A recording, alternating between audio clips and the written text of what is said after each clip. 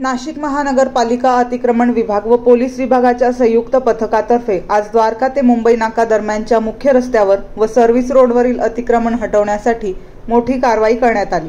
या मोहिमेमध्ये तब्बल 88 अतिक्रमित आस्थापनांवरती शेड, ओटे, टपऱ्या काढून टाकण्यात आल्या। तसेच वाहतुकीस अडथळा ठरणाऱ्या वस्तू जप्त करून मार्ग मोकळा करण्यात आला। ही कारवाई सकाळी 10 वाजता सुरू होऊन सायंकाळी 6 वाजेपर्यंत चालू होती।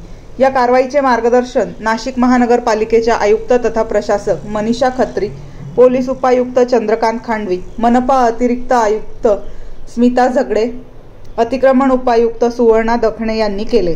कारवाईमध्ये विभागीय अधिकारी राजाराम जाधव, चंदन घुगे, जयश्री बैरागी, मदन हरिश्चंद्र तसेच नगररचना विभाग, बांधकाम विभाग, वाहतूक शाखा आणि अतिक्रमण विभागाचे 6 विभाग यांचे कर्मचारी सहभागी झाले होते। या कारवाईसाठी 2 JCB आणि 4 ट्रक यांचा वापर करण्यात आला। अतिक्रमण मुक्ती मोहिमेमुळे मुंबई नाका परिसरातील मुख्य रस्ता व सेवा रस्त्यावरील वाहतूक अधिक सुरळीत झाली आहे। अधिकाऱ्यांचे आवाहन, या भागात भविष्यात कोणतेही अतिक्रमण होऊ नये यासाठी नागरिकांनी सहकार्य करावे असे आवाहन अतिरिक्त आयुक्त स्मिता झगडे यांनी केले आहे। तसेच अतिक्रमण झाल्यास कडक कारवाई करण्यात येईल असा इशाराही त्यांनी दिला आहे।